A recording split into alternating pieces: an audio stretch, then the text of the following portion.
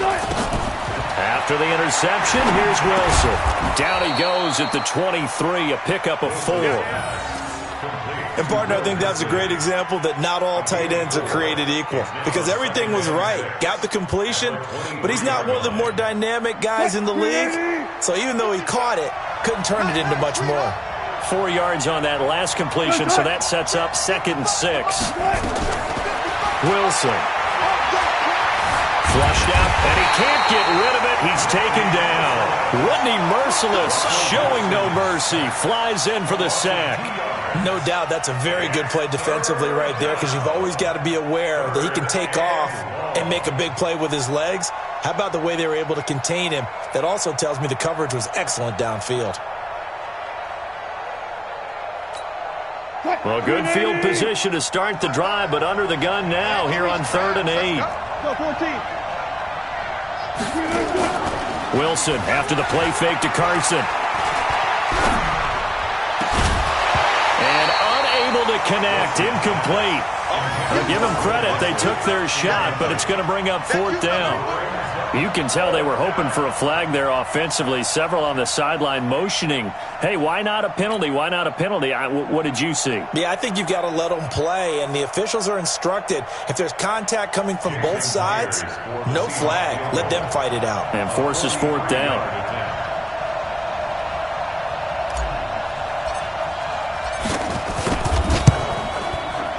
And Myers able to knock it through. And the lead moves to 10-zip.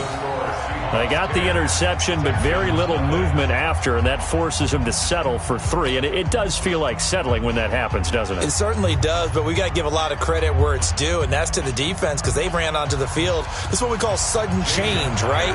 Interception, you got to go put out the fire, and they did, holding them to a field goal. Myers now converted on the field goal try. Now he's on to kick it away.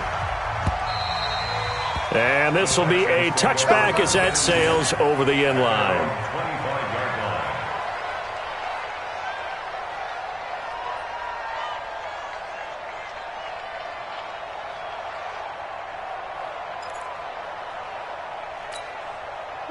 Houston's offense already at the line, set to get going. They'll look to get something started. They need to, down 10-0 early as they've got it 1st and 10. Now a first carry for Lamar Miller. They get 14 on that one. Good for a Houston first down. I have to admit, I'm excited by that play call and the end result because this is a team that's down big early in the first quarter, and a lot of teams will just panic, abandon the playbook, and just start firing the ball all over the place. It's way too early for that. Stick to what works for you. Down double digits, and we talked about their game plan being both running and passing there. You're right. They're sticking to the game plan, getting the ground game going. A lot of football left to be played. That's going to go as a loss of a yard, and it'll be 2nd down. Brings up 2nd and 11 at the 37. On 2nd down, here's Miller. And he's dropped right at the 40. Gain of 3. It's a gain of 3. Switch. 3rd and 24. Spot. 3-6. Switch. Check. On 3rd down, Miller. And he won't be close to a first down as he runs into a wall right around the line of scrimmage. No gain on the play there. A nice job defensively. And it likely forces a punt situation on 4th.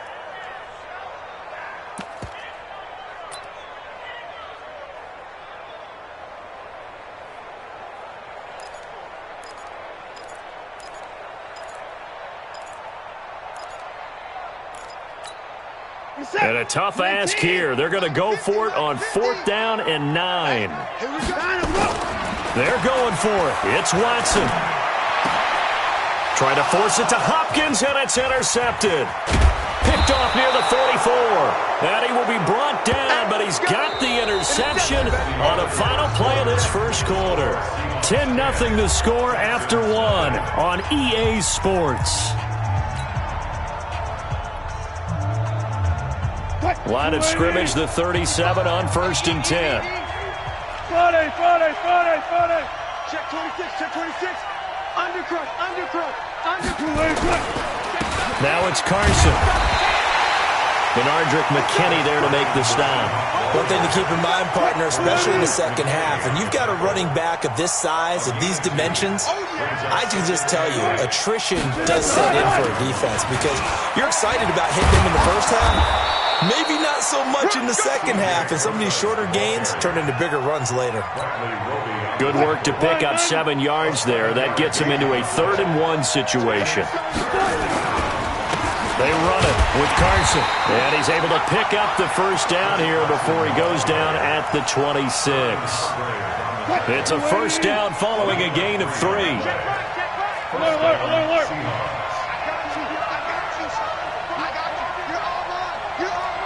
Good job right there. Throwing now, Wilson on first down. And this will be incomplete. Physical play on the football there, and it's 2nd down. Once again, they'll come up on the 26-yard line, 2nd and 10. Let's get off the field, D. Let's get off the field, D. Wilson going to hand it to Procise. And inside the 20 before he's brought down. 10 yards and a Seattle first down. Tremendous blocking by the interior of the offensive line. They didn't just gash him there. They blasted a gaping hole for him to gallop through. I think if he comes back to the huddle, he better be giving them a whole lot of credit and thanking them for that much space to rumble. On first down, Carson. And he will score. Touchdown, Seattle. A 16-yard touchdown run. And the Seahawks are able to stretch that lead out a bit further. In as many coaches' meetings as we sit in, we hear the word finish all the time, don't we? And on that play, the back actually finished getting into the end zone, breaking the last tackle. Tried to wrap up, tried to use the proper technique, just wasn't able to get it done.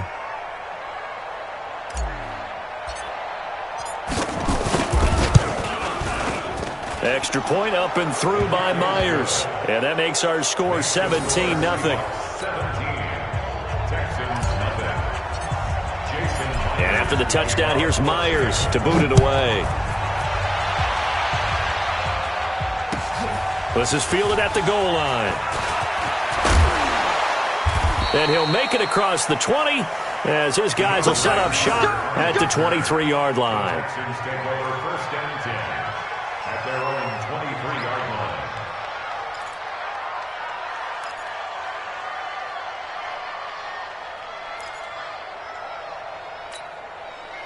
The Texans offense ready to go here for their next drive. And we don't want to call this desperation time, especially in the second quarter, but you're down. Want to. No, but let me finish. Okay, my bad. You're down 3 scores already. You've done nothing offensively, nothing on the scoreboard. That's not a good combination. I think you just called it desperation time. I think you did. But let's face it, you mentioned this to me in a break earlier in the game. The energy level hasn't been there right from the start. We've noticed that. They've got to find a way to get on their toes and start punching instead of retreating, to use a boxing analogy. On third down, it's Miller. And he will have a first down as they get him to the ground at the 37. They get the first. The decision to run on 3rd and medium winds up being a good one. A first down carry now for Miller. He's got a first down and then some at midfield. 31 yards there and a first down. Exactly what they needed right there, because they needed to use the ground game to take some pressure off, because the quarterback's been struggling a little bit. First down. 1st and 10 at the 31-yard line.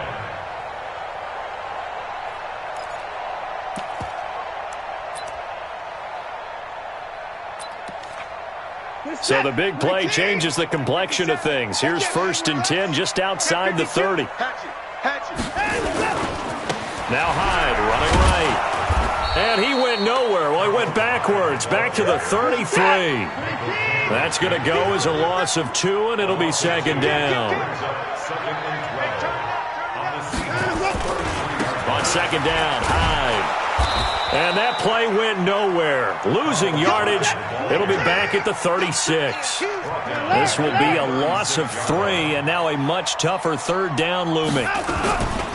3rd down, Carlos Hyde. No gain on the play there, and it'll bring up 4th down. Well, we just saw a great example of what we talked about with his coach prior to the game. He's definitely one of the better linebackers at reading a play and flowing to make the stop before it turns into something big.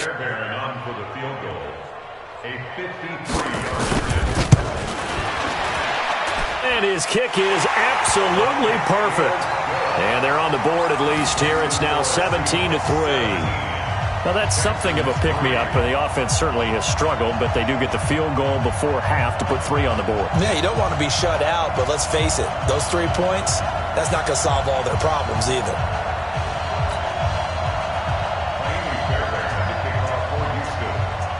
Fairbairn now following the made field goal. He'll send this one away. And they will not get a chance to return this one as it's through the end zone for a touchback. Coming to the line here to begin their next drive, the Seahawks offense. They have to be pleased with the way that they've moved the football thus far. And why wouldn't they be? 2 touchdowns on a field goal in their first 3 possessions. They're playing so well right now, the field goal probably feels like a disappointment. A good run there on 1st down, and it'll leave them with a 2nd and 2. Despite the blitz, they're still able to pick up a nice solid gain. The disadvantage of blitzing often alters the normal spacing and run fits and leaves creases like they were able to exploit right there. On 2nd down now, it's Carson. That one, a 1st down pickup of 8.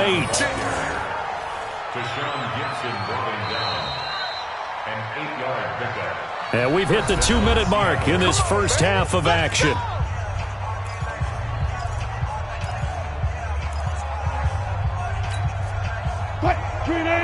A reminder that when halftime rolls around, Jonathan Coachman will have all the highlights and analysis of this first half of play from our studios in Orlando.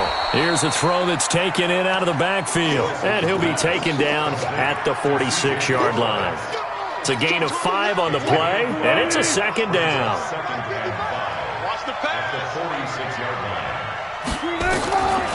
Now it's Wilson. He'll find Metcalf. And he's going to be taken down with another 1st down as the stop's made at the Texans' 35. And just a small glimpse there as to why they like this rookie so much. And that's why they lit up a little bit in our meetings with the coaching staff, didn't they? When we talked about him, they did. Yeah, they like his work ethic. You know, this guy's running every route well in the route tree and getting better at it all the time, really honing his game. They expect a pretty good jump out of him as things continue to move on. It's a pickup of 4, and it'll bring up 2nd down.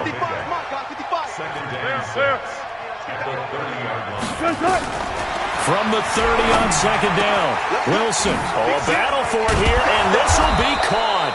And he doesn't quite make it, taking it within an eyelash. Dropped at the 1. He got 29 yards that time.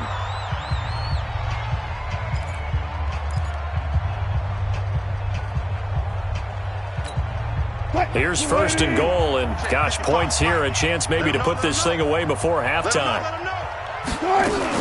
They'll try to run with Carson, and he's across the chalk into the end zone. Touchdown, Seahawks. Chris Carson with his 2nd touchdown here in this first half. And the Seahawks are able to stretch that lead out a bit further.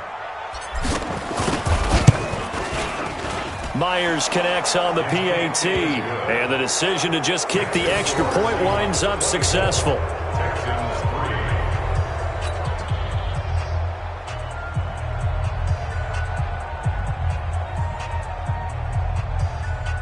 Jason Myers to kick off for Seattle.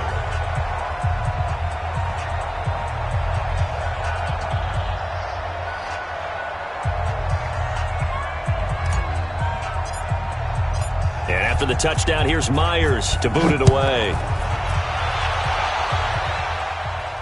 And a fair catch signaled for and taken successfully. The Texans take over 1st and 10 at their own 25-yard line.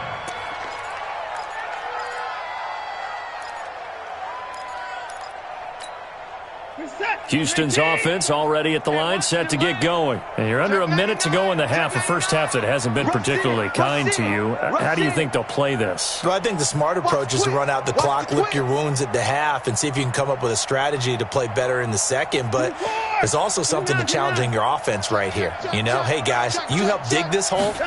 See if you can get us out of it a little bit before the half runs out. Let's go make some plays. And for the third time here in this half, it's intercepted. Picked off by Brad McDougal. That late in the clock, second quarter, why not just run it a time or two and get it into the locker room? What you're saying makes absolutely perfect sense. Run it and get out of there. But I'm just wondering if the pressure of today's NFL and the high-powered offenses that you're facing